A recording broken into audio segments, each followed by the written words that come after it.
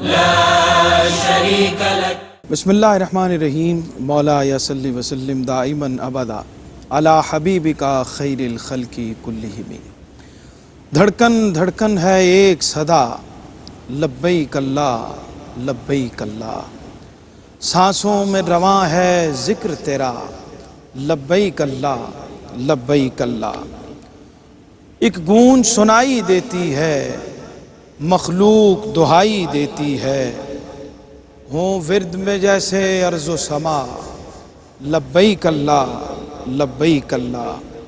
جھکتا ہی جائے سر مولا، جب دیکھا تیرا در مولا. اشکوں نے مسلسل ورد کیا، لبیک اللہ لبیک اللہ. اور یوں سویا بخت جگایا ہے، یوں سویا بخت جگایا ہے، ہمیں اپنے پاس بلایا ہے.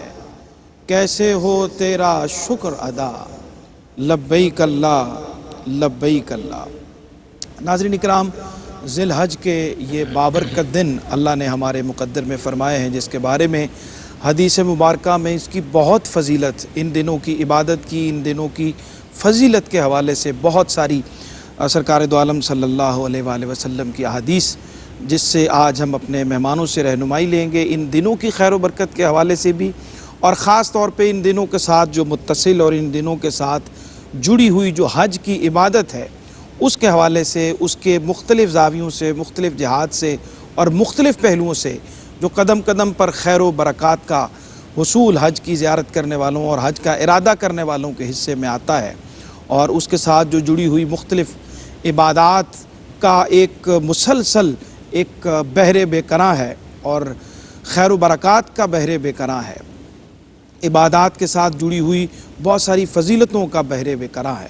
اس پہ انشاءاللہ ہم بات کریں گے، اور یہ پروگرام خاص طور پہ ذی الحج کے ان بابرکت دنوں کی مناسبت سے اور حج کے دنوں کی مناسبت سے پیش کیا جا رہا ہے، جس کا نام ہے تاریخ حج.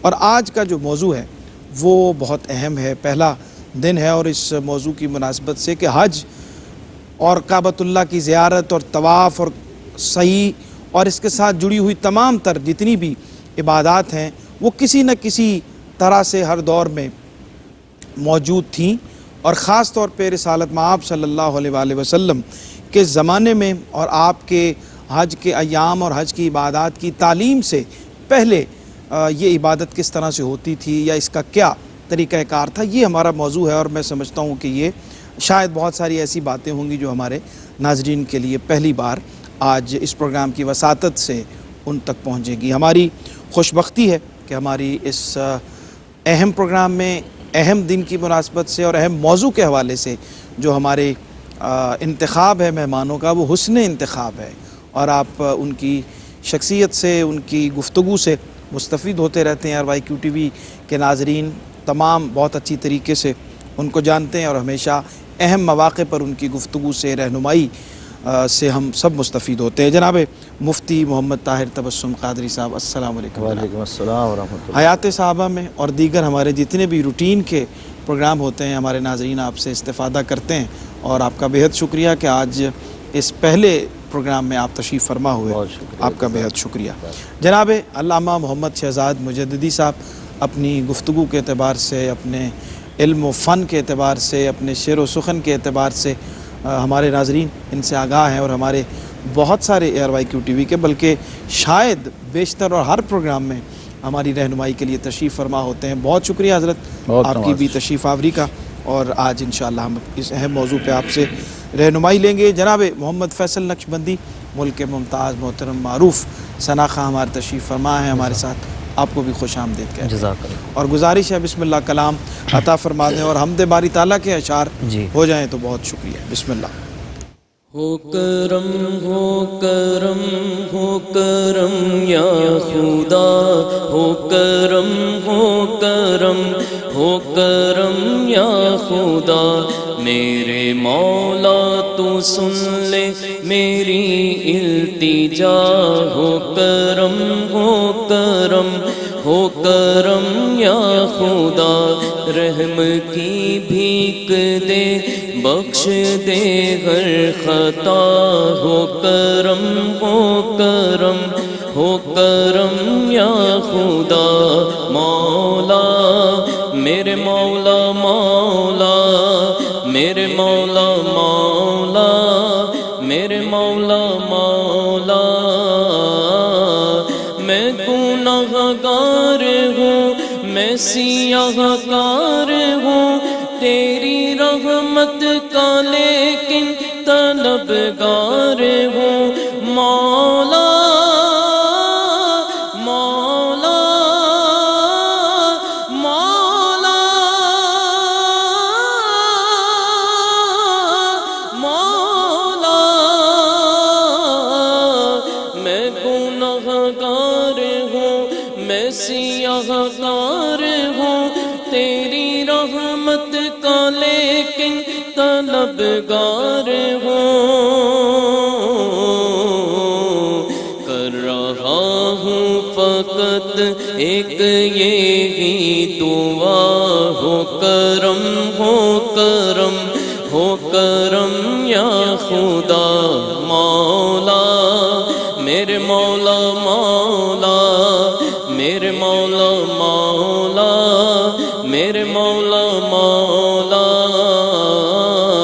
مولا، میرے مولا مولا، میرے مولا مولا، میرے مولا مولا، میری آنکھوں میں ہے اشک آئے ہوئے، سر ندامت سے اپنا جھکائے ہوئے مولا مولا مولا مولا، میری آنکھوں میں ہے اشک آئے ہوئے، سر ندامت سے اپنا جھکائے ہوئے،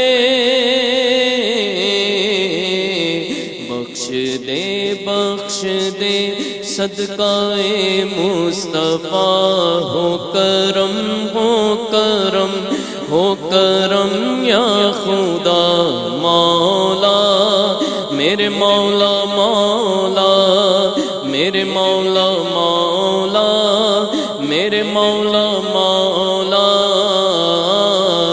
بے قصوں کو سہارا ملے مولا، ڈوبتوں کو کنارہ ملے، سر سے طوفان پل میں ٹلے،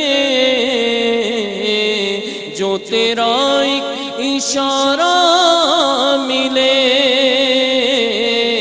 تو کرے جو مہربانیاں، دور ہو جائے ہر ایک غم، میرے مولا کرم ہو کرم، میرے مولا کرم ہو کرم، تجھ سے فریاد کرتے ہیں ہم، میرے مولا کرم ہو کرم، میرے مولا کرم ہو کرم، میرے مولا کرم ہو کرم۔ کیا کہنے، جزاک اللہ جناب، بہت شکریہ، خوبصورت اشعار آپ نے عطا فرمائے، حمد باری تعالیٰ سے آغاز ہو چکا۔ قبلہ مفتی صاحب، بہت دلچسپ موضوع ہے اور بہت ساری باتیں میرا خیال ہے کہ ہمارے ناظرین کے لیے بہت استفادے کی اس لیے ہوں گی کہ نئی باتیں انشاءاللہ ان کے سامنے آئیں گی۔ حج جو ہے اس کی عبادت کے طور پر یا اس رسم و رواج کے طور پر زمانہ جاہلیت میں بھی لوگ کعبۃ اللہ کی زیارت کے لیے نکلتے تھے، اور اس نکلنے کے پیچھے کیا عقائد تھے، کیا نظریات تھے، کیا ان کا ذہن ہوتا تھا کہ کس لیے حرم کعبہ کی طرف جا رہے ہیں، اس پہ کچھ روشنی ڈالیے۔ لبیک اللہم لبیک، لبیک لا شریک لک لبیک، ان الحمد والنعمت لک والملک لا شریک لک اما بعد فاعوذ باللہ من الشیطان الرجیم بسم اللہ الرحمن الرحیم ان اول بیت وضع للناس للذی ببکۃ مبارکا سبحان اللہ للعالمین سبحان اللہ صدق اللہ مولانا العظیم۔ بہت بہت شکریہ۔ یقیناً جس طرح آپ نے کہا ظاہر ہے یہ ایمان افروز موضوع بھی ہے، دلچسپ بھی ہے، اور اس پر بات کرنا، اپنی نگارشات پیش کرنا، یہ ہم سب کے لیے بھی بہت بڑا اعزاز اور سعادت ہے۔ دیکھیے کعبۃ اللہ تو ابتدائی آفرینش سے، جب سے کعبۃ اللہ بنایا گیا ہے اس وقت سے یہ مرکز رہا ہے، اور تمام اقوام وہ کعبۃ اللہ کی طرف رجوع کرتی رہی ہیں۔ ٹھیک جو آیا کریمہ میں نے پڑھی اس میں اللہ نے فرمایا سب سے پہلا گھر بالکل جو لوگوں کے لیے بنایا گیا وہ ہے جو مکہ میں ہے، کیا بات، مبارکہ برکت والا ہے، ہدی للعالمین، عالمین کے لیے ہدایت کا سرچشمہ ہے۔ ٹھیک، فی آیات بینات، اس میں روشن نشانیاں، مقام ابراہیم، اس میں ایک مقام ابراہیم ہے، ومن دخلہ کان آمنا، جو بھی داخل ہو گیا وہ آمن والا ہو، واہ واہ، اور وللہ علی الناس حج البیت، فرمایا لوگوں کے لیے، اللہ کے لیے لوگوں پر اس گھر کا قصد کرنا فرض ہے، یعنی حج کرنا فرض ہے، من استطاع الیہ، یہ حج کی فرضیت بھی ہے۔ اب دیکھیے صفدر صاحب، یہ تو کعبۃ اللہ کی طرف رجوع، کعبۃ اللہ کی زیارت، طواف تو ازمنہ قدیمہ سے آ رہا ہے۔ پھر حضرت سیدنا ابراہیم خلیل اللہ علیہ السلام کے دور سے باضابطہ اور باقاعدہ حج شروع ہوا، تو وہ بھی بڑا شستہ اور بڑا صاف ستھرا، ہر حوالے سے اللہ رسول کی، اللہ اور اس کے انبیاء کی مرضی منشا کے مطابق جو اللہ چاہتا تھا۔ یہ جو دور آیا، دور جاہلیت جس کو کہتے ہیں، جب کفر و شرک اپنے عروج پر تھا، تو اس وقت جو مشرکین مکہ تھے دور جاہلیت میں، انہوں نے حج کی اس پاکیزہ عبادت کے اندر اپنی خواہشات کے پیش نظر اور اپنے فرسودہ خیالات اور باطل نظریات کو اس طرح داخل کر دیا کہ اس نے حج کے حسن کو گہنا کے رکھ دیا۔ اب اس میں بہت ساری خرابیاں انہوں نے داخل کیں، ایک نشست میں ان کا احاطہ مشکل ہے۔ مثال کے طور پر یہ تھا کہ وہ برہنہ ہو کر طواف کعبہ کیا کرتے تھے، یعنی آپ طواف کو لیں، سعی کو لیں، وقوف عرفات کو لیں، قربانی کو لیں، جتنے حج کے مناسک ہیں تمام کے اندر انہوں نے خلاف عقل، خلاف اقدار، خلاف شریعت وہ رسم و رواج کو شامل کیا۔ طواف کعبہ، اب یہ شریعت کو اگر ایک سائیڈ پہ بھی رکھیں تو ایک کامن سینس کی بات ہے، انسانی اقدار کی بات ہے کہ ننگے ہو کر مرد و خواتین اکٹھے طواف کیا کرتے تھے، عورت صرف ایک معمولی سا جو ہے کپڑا رکھتی تھی، باقی سب ننگے ہو کر طواف کرتے تھے۔ مشرک بھی اس وقت آتے تھے اور جو موحد تھے وہ بھی آتے تھے، یہ بھی خرابی تھی۔ جو قریش تھے وہ اپنے آپ کو وی آئی پی سمجھتے ہوئے، میں صرف اشارتاً بات خرابیاں گنوا کے ختم کرتا ہوں، جو قریش تھے وہ اپنے آپ کو وی آئی پی سمجھتے ہوئے عرفات میں نہیں جاتے تھے، وہ کہتے تھے یہ آفاقی لوگوں کا کام ہے، وہ مزدلفہ سے واپس پلٹ آتے تھے۔ اچھا، ہاں جی، اور پھر عرفات کے میدان میں جب وہ فارغ ہو جاتے تھے وقوف عرفات سے، رکن اعظم سے، تو جو منا کے دن ہوتے تھے اس میں وہ قصیدہ گوئی کرتے تھے، اپنے آباء و اجداد کے بے جا کارنامے بیان کیا کرتے تھے۔ قربانی بتوں کے نام پر انہوں نے جانور چھوڑے ہوتے تھے، انہی کے نام پر پالتے تھے، انہی کے نام پر ذبح کیا کرتے تھے۔ یہیں سے بات کو جوڑتے ہیں کیونکہ بالکل دلچسپی کا عنصر جو ہے وہ بڑھتا چلا جا رہا ہے کہ ہم حج کے حوالے سے اور جاہلیت کے دور میں بھی یہ مناسک کس طرح سے ادا کیے جاتے تھے، یہ رائج تھے، لیکن ادا کس طرح کیے جاتے تھے، اس پہ بات کر رہے ہیں، مزید بات کو آگے بڑھاتے ہیں لیکن ایک چھوٹے سے وقفے کے بعد۔ جی ناظرین، خوش آمدید کہتے ہیں آپ کو وقفے کے بعد۔ پروگرام دیکھ رہے ہیں آپ تاریخ حج اور حج عہد رسالت میں اور زمانہ جاہلیت میں کس طرح سے ہوتا تھا اور کس طرح سے پھر بعد میں نبی کریم صلی اللہ علیہ وآلہ وسلم نے اس میں اصطلاحات فرمائیں، اور وہ تمام تر جو زمانہ جاہلیت کی رسوم تھیں جو اس مقدس عبادت کے ساتھ جڑی ہوئی تھیں اور اس کا حصہ بنی ہوئی تھی، کس طرح سے آپ نے ان کو ختم کیا۔ بریک پہ جانے سے پہلے قبلہ مفتی صاحب فرما رہے تھے اور ہم پہنچے تھے کہ قریش جو تھے وہ میدان عرفات میں نہیں جاتے تھے، اور بات وہیں سے کنٹینیو کرتے ہیں. بسم اللہ سر. جی سرور بھائی، تو اس طرح کے ان کے خیالات تھے. مثال کے طور پر صفا مروہ کی جو سعی ہے، جو یثرب کی طرف سے لوگ آتے تھے اس دور کے، یثرب کی طرف سے مدینہ منورہ اور طیبہ بنہا، تو وہ صفا مروہ کے درمیان سعی نہیں کرتے تھے. ان کا خیال یہ تھا کہ جو ہمارا بت ہے منات، وہ تو مقام قدید پر ہے، اچھا، اور ادھر اساف اور نائلہ جو بت ہیں صفا اور مروہ پر، یہ ان مکہ والوں اچھا، حج کی عبادات جو ہیں وہ بتوں کے ساتھ منسلک ہو گئی تھی. منسلک کر دی تھی. کعبۃ اللہ کے اندر بھی وہ بت طواف تھے. کر کے وہاں چلے جاتے تھے بت خانے میں، اور یہاں بھی دائیں بائیں انہوں نے بت رکھے ہوئے تھے، اس لیے مشرکین بھی آتے تھے. اور وہاں مینا کے اندر وہ اپنے آباء و اجداد کے کارنامے قصے بیان کیا کرتے تھے.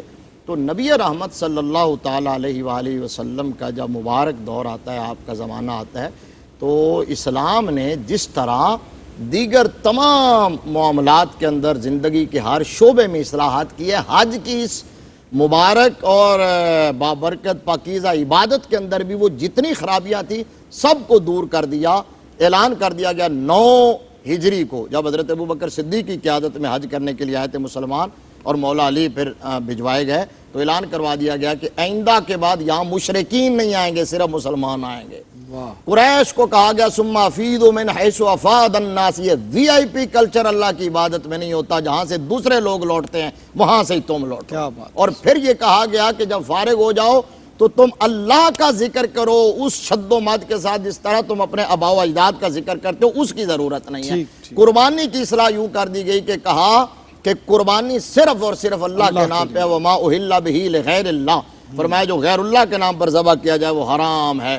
اور صفا مروہ کے بارے میں کہا گیا ان الصفا والمروہ من شعائر اللہ، فرمایا یہ بتوں کے نسبت سے یہاں سعی نہیں کی جا رہی، یہ اللہ کی نشانیاں ہیں. وَمَن يُعَظِّمْ شَعَائِرَ اللَّهِ فَإِنَّهَا مِن تَقْوَى الْقُلُوبِ. اسی طرح برہنہ طواف جو ہے اس کو سختی کے ساتھ منع کر دیا گیا، حرام اور ناجائز قرار دے دیا گیا. تو یہ دین اسلام نے حج کی عبادت کو اس پیٹرن پہ لوٹا دیا جس پر وہ دور ابراہیم میں تھا. اور صفدر صاحب کو بھی ہم کھینچ کے حج کے پروگرام میں لے آئے، سرور بھائی کی جگہ صفدر بھائی کہہ دیا چونکہ ان کے ساتھ نشست رہتی ہے اس لیے. بالکل ٹھیک. اچھا حضرت، گفتگو کو ہم یہیں سے اگر آگے بڑھائیں تو طواف کی جو عبادت ہے، یہ دور جاہلیت میں بھی خانہ کعبہ جو ہے وہ مرکز و محور تھا اس وقت بھی، اور لوگ آیا کرتے تھے اپنی حاجات لے کر، اپنی تمنائیں لے کر، اور اپنی تمام تر جو دعاؤں کی قبولیت کا ایک مرکز سمجھتے تھے اس کعبۃ اللہ کو. لیکن طواف کے حوالے سے کچھ اشارہ قبلہ مفتی صاحب نے بھی فرمایا کہ اتنی اہم عبادت تھی، اس کو اس زمانے میں کن خرافات کی نظر کیا گیا تھا؟ بسم اللہ الرحمن الرحیم. دنیا کے بت قدوں میں پہلا وہ گھر خدا کا، ہم پاسباں ہیں اس کے، یہ پاسباں ہمارا. واہ واہ. بیت اللہ شریف جو ہے نا جی، قرآن پاک میں دیکھیے اس کی مرکزیت کا ذکر. ایک آیت مفتی صاحب نے پڑھی، ان اول بیت بدی للناس، یہ وہ گھر جو اللہ نے لوگوں کے لیے بنایا ہے. گھر اللہ کا ہے اور بنایا لوگوں کے لیے. سبحان اللہ. ایسا کبھی نہیں ہوتا کہ کوئی گھر لوگوں کے لیے بنائے. ٹھیک. تو لوگوں کے رب نے اپنا گھر بھی لوگوں کے لیے بنایا. تو بنیادی مقصد فلاح انسانیت تھی، ہدایت تھی، ہدی للعالمین، اس کو بنایا. تو آپ دیکھیے جب سے بیت اللہ وجود میں آیا ہے، خلق خدا جناب سیدنا آدم علیہ السلام سے لے کے آج تک اولاد آدم کسی نہ کسی جہت سے جڑی ہوئی ہے بیت اللہ. کیا بات. سبحان اللہ. یہ اس کی مرکزیت ہے. دوسرا یہ کہ بیت اللہ شریف کے ساتھ اس کائنات کی، ارض و سماوات کی تاریخ جڑی ہوئی ہے. ٹھیک. سورہ توبہ کی آیت 36 اور 37 جو ہے، یہ نمبر میں اس لیے بھی بتا رہا ہوں کہ اس کو دیکھا جانا چاہیے بڑی سنجیدگی سے. ٹھیک. ڈاکٹر حمید اللہ مرحوم نے جب قرآنی علوم پہ بات کی نا، تو تاریخ کے حوالے سے مجھے بھی جب ریسرچ کے دوران ضرورت پڑی تو میں نے اس تجسس سے جب دیکھا کہ کیا باقی علوم کے ساتھ علم التاریخ قرآن میں ہے، تو پھر سورہ توبہ کی ان آیات سے ہمیں مدد ملی اور رہنمائی ملی، جس میں فرمایا گیا ان عدت الشہور عند اللہ 12 شہرا یوم خلق السماوات والارض منها 4 حرم. یعنی پورے نظام کائنات کا چارٹ بھی خالق کائنات نے خود دے دیا بنا، واہ واہ واہ، سال کا، پھر سال کے 12 مہینوں کا، پھر ان 12 مہینوں میں خاص مہینوں کا جو حرمت والے ہیں پوری ترتیب سے اور پورے اہتمام سے ذکر کر دیا گیا۔ ٹھیک، بڑی اہم ترین بات میں جو آج عرض کرنا چاہ رہا ہوں وہ تاریخ کعبہ اور تاریخ حج، چونکہ ٹائٹل ہی یہی ہے تو یہ جسٹیفائی ہو جائے، ان خرافات سے بھی پہلے جو بہت بنیادی ایک خرابی اہل جاہلیت نے اور سیدنا ابراہیم علیہ السلام کے دیے ہوئے نظام سے کٹ جانے والے لوگوں نے جو اختیار کی، جی، اس کو قرآن نے کہا ہے انما النسیء زیادۃ فی الکفر۔ ایک تو ہے نا کفر، واہ، فرمایا زیادۃ فی الکفر، کفر در کفر جسے ہم اپنی زبان، یعنی رب کائنات کا بنایا ہوا کیلنڈر، تقویم اور چارٹ چینج کر کے ٹھیک، ان لوگوں نے، جاہلیت زدہ لوگوں نے اپنی خواہش نفس کے تحت اس چارٹ کو ہی بدل دی۔ اللہ اکبر، اور یہ بڑا دلچسپ ٹاپک ہے، اگر آپ حج کے ساتھ جوڑ کے، تاریخ حج کے ساتھ جوڑ کے اور تاریخ کائنات کے ساتھ اس کو ملا کے دیکھیں تو ایسے ایسے عقدے کھلتے ہیں اور ایسے ایسے حجابات اٹھتے ہیں کہ بندہ حیران ہو جاتا ہے کہ اس وقت جو حج ہو رہا تھا ان ساری خرافات کے ساتھ ساتھ اس میں سب سے بڑی خرابی یہ تھی کہ وہ اشہر الحج کے علاوہ ہو رہا تھا، اچھا، یعنی حج کے مہینے ہیں ہی نہیں اور حج ہو رہا ہے۔ ٹھیک ٹھیک، وہ کرتے کیا تھے مختصراً، اور پھر خطبہ حجۃ الوداع میں بخاری مسلم کی حدیث ہے کہ نبی رحمت صلی اللہ تعالیٰ علیہ وسلم جب، اور میں ایک بات سوچا کرتا تھا سرور صاحب کہ حضور علیہ السلام نے ایک حج کیوں کیا،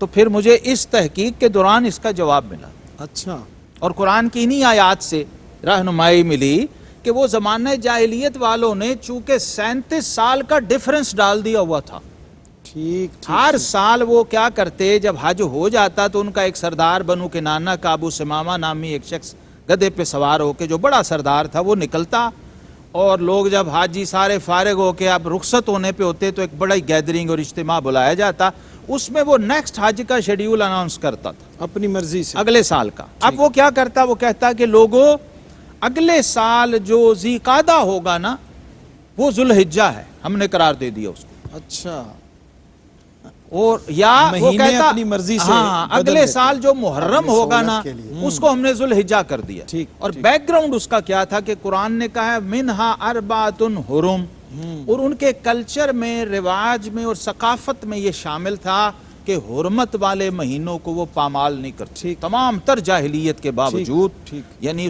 کسی کے باپ کا قاتل بھی سامنے آ گیا ہے اور محرم کا چاند نظر آ چکا ہوا ہے، یا رجب کا چاند، یا ذی قعدہ کا، یا ذوالحجہ کا، تو وہ لوگ جن کے بارے میں حالی نے کہا تھا کہ کبھی پانی پینے پلانے پہ جھگڑا، کبھی گھوڑا آگے بڑھانے پہ جھگڑا، حرمت والے مہینوں کا پاس اس طرح ان میں رچا ہوا تھا کہ وہ منہ موڑ کے گزر جایا کرتا۔ اچھا، اس بات سے بچنے کے لیے اب ہوتا یہ تھا، اور ایک بڑی اور حکمت آج مجھے سمجھ آئی کہ شوال، ذوالقعدہ، ذوالحجہ اور محرم، اس میں ذی قعدہ، ذوالحجہ اور یہ تینوں حرمت والے مہینے ہیں۔ ٹھیک، تو یہ حرمت والے کیوں قرار دیے گئے کہ پیچھے جو سفر کر کے مہینے ڈیڑھ کا حاجی نے آنا ہے، اگر یہ حرمت والا مہینہ نہ ہو وہ تو گھر سے کعبے میں پہنچ ہی نہیں سکتا تھا، اللہ اللہ، وہ رستے میں مارا جائے گا اگر کوئی دشمن مل گیا، کوئی مخالف مل گیا۔ صحیح، پھر واپسی کے لیے ذوالحجہ کے بعد بھی ایک مہینہ سپیر حرمت والا چاہیے کہ واپس بھی تو جانا ہے۔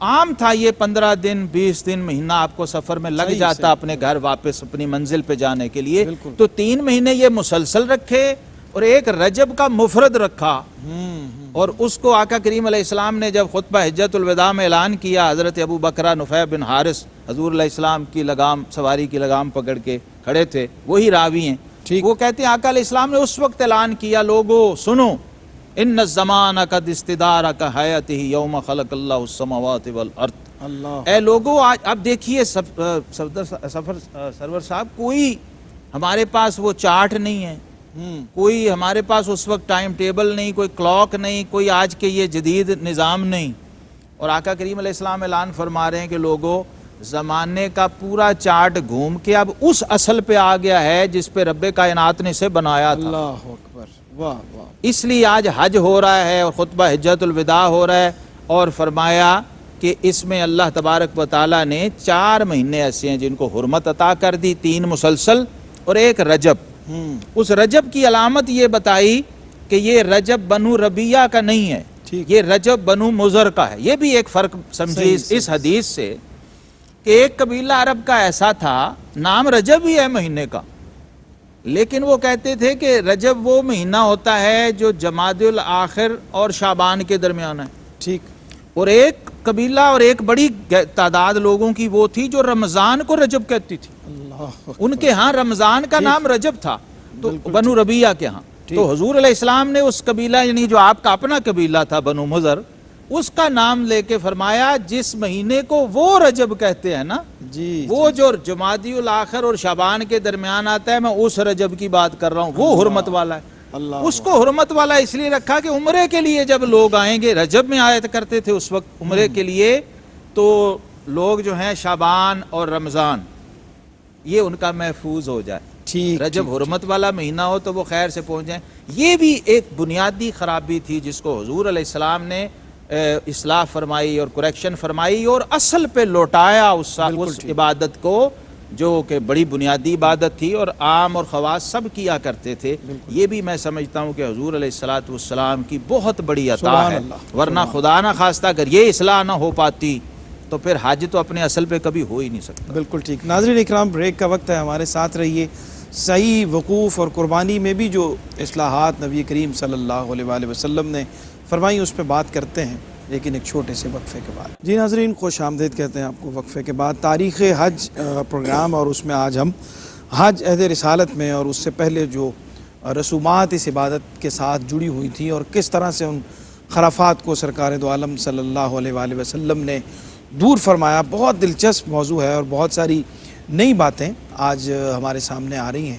مزید انشاءاللہ اس پہ بات کرتے ہیں کہ یہ سارے جو مناسک حج ہیں ان کے ساتھ بہت ساری خرافات تھیں جو سرکار دو عالم صلی اللہ علیہ وسلم نے طواف کا جیسے ذکر کیا گیا، کعبۃ اللہ کی زیارت کا ذکر کیا، حج کے ایام کا ذکر ہمارے مہمانوں نے کیا، اور اسی طرح سے جو دیگر مناسک ہیں، دیگر ارکان ہیں، اس کے حوالے سے مزید رہنمائی لیتے ہیں۔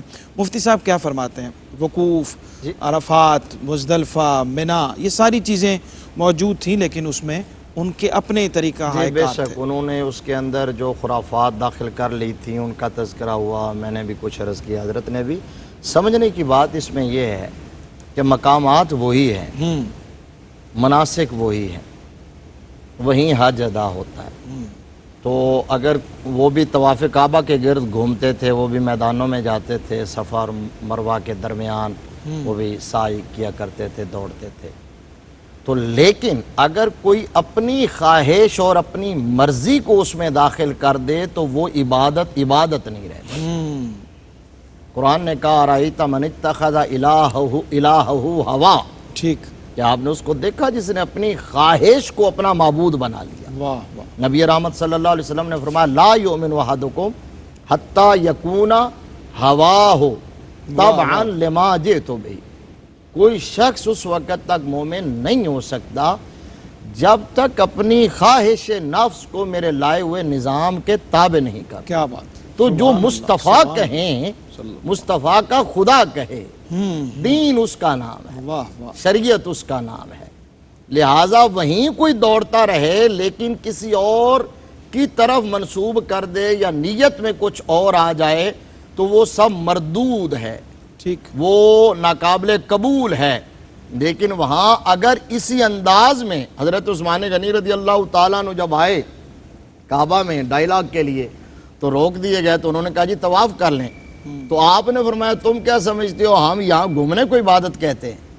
فرمایا نہیں، عثمان اس وقت تک ما کنت لیطوف واہ واہ واہ، حتی یطوف بہی رسول اللہ، مصطفیٰ آگے ہوں، نوکر پیچھے ہوں، پھر عبادت کا مزہ آتا ہے۔ کیا بات۔ تو عبادت کا کانسیپٹ یہ ہے، اور نبی رحمت صلی اللہ علیہ وسلم چونکہ شارع ہیں، مقنن ہیں، حضور صرف مفتی نہیں ہے، یعنی دنیا کا کوئی بھی مفتی مسئلہ بتا سکتا ہے لیکن شریعت کے احکام میں ترمیم نہیں کر سکتا۔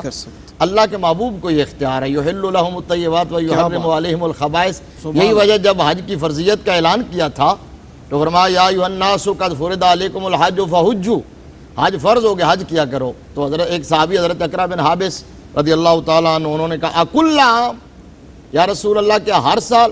سرکار خاموش رہے. پھر سوال کیا. اللہ اکبر. 3 مرتبہ کے بعد سرکار نے فرمایا بلا ضرورت سوال نہ کیا کرو. تمہارے سوال کے جواب میں ہاں کہہ دیتا تو حج ہر سال فرض ہو جاتا.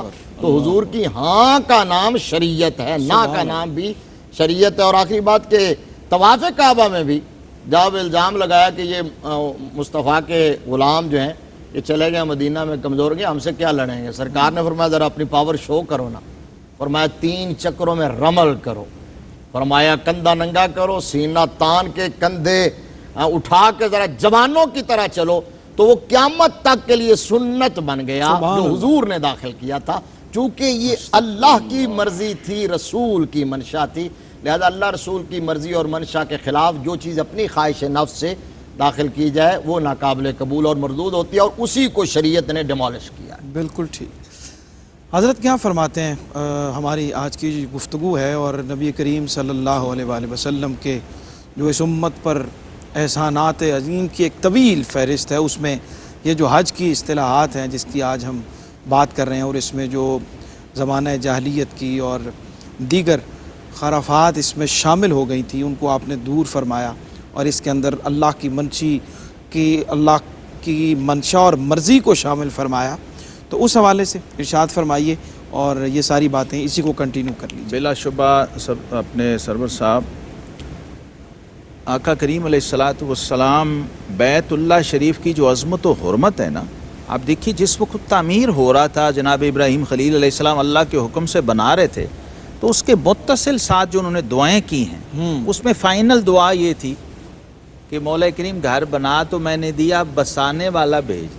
ربنا وابعث فیہم رسولا. سبحان اللہ. تو گویا یہ جڑا ہوا ہے بیت اللہ کا تعلق جناب خلیل اللہ اور رسول اللہ حبیب اللہ صلی اللہ علیہ وسلم کا جو تعلق ہے، یہ ایک چین بن رہی ہے. ٹھیک. گویا اس کی جو اچھا پہلے آپ دیکھیے، یہ بھی دلچسپ بات ہے کہ پہلے یہ مناسک اتنی تفصیلات کے ساتھ نہیں تھے.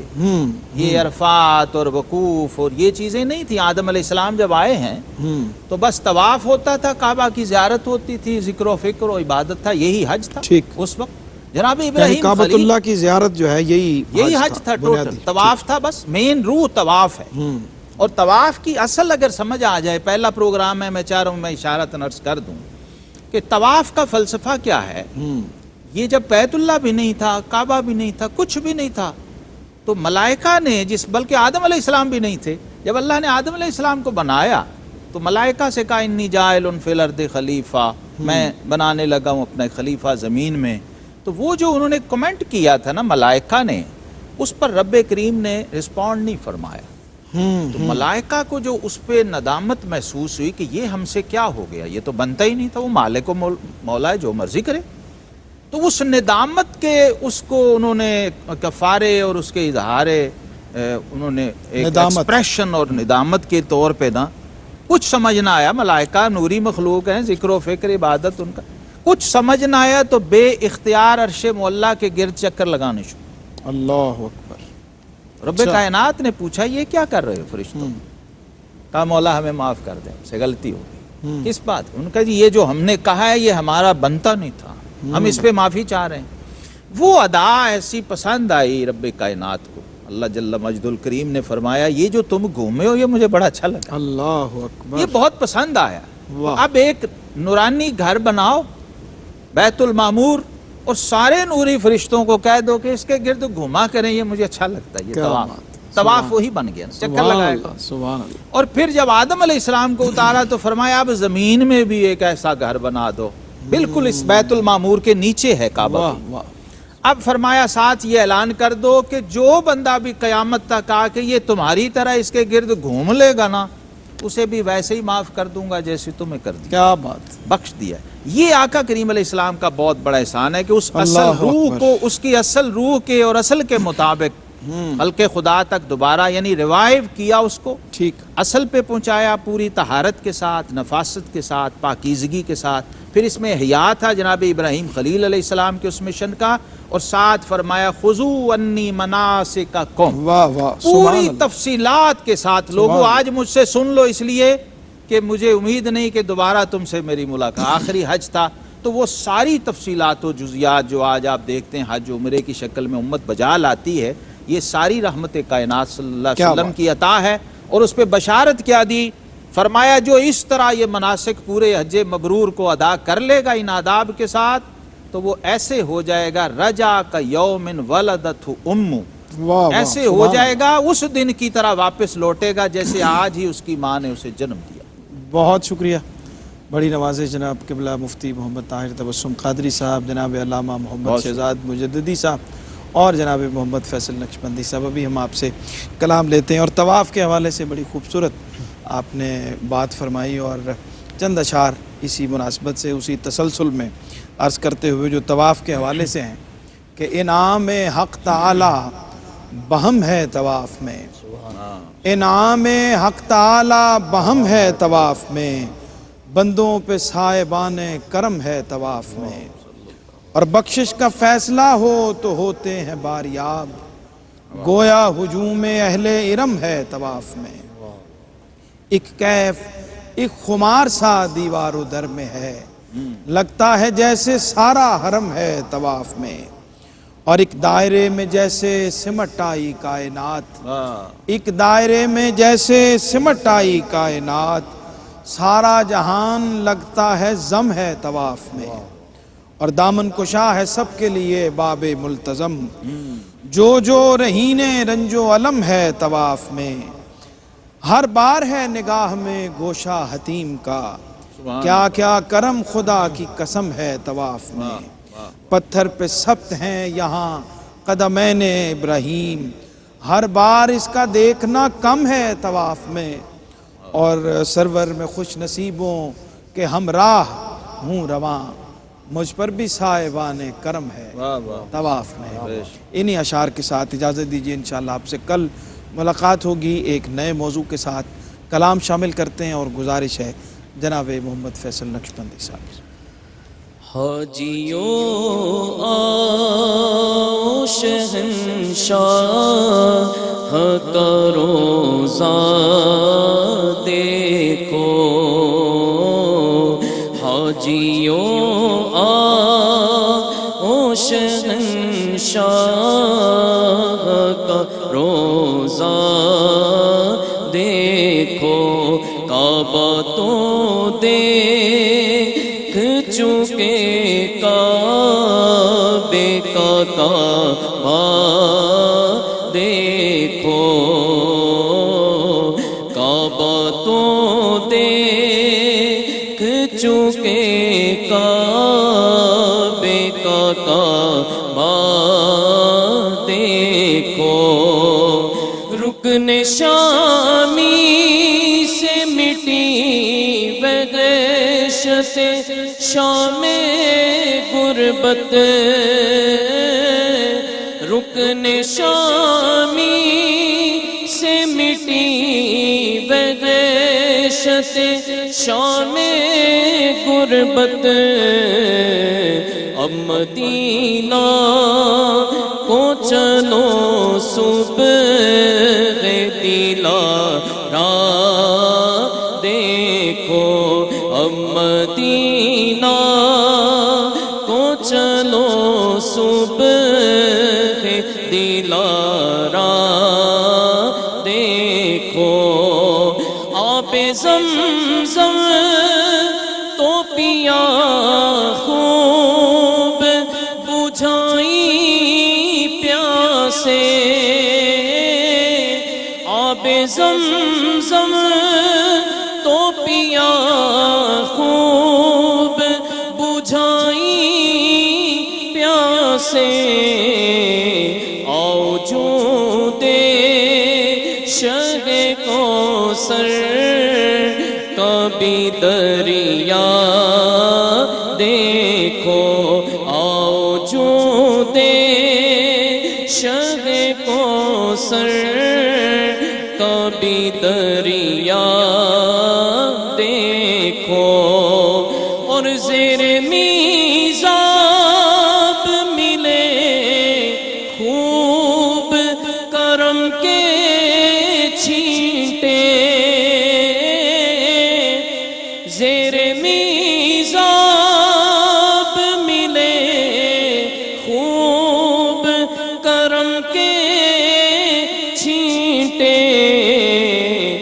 ابر رحمت کا یہاں روز برسنا دیکھو، اور سے سن تو رضا کعبہ سے آتی ہے صدا،